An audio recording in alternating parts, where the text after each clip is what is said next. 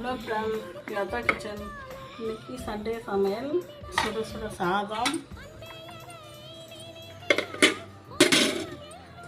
Chicken தொக்கு, மிளகு போட்டு ஒரு சிக்கன் தொக்கு, வெள்ளை மிளகு போட்டு,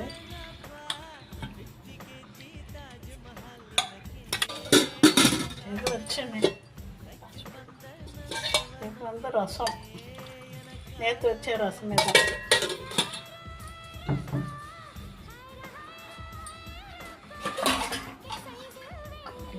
இது வந்து ஈரல், சிக்கன் ஈரல், கோழி ஈரல். இது மிளகு போட்டு வறுத்து வச்சுட்டேன். இதுதான் எங்களுக்கு சமையல்.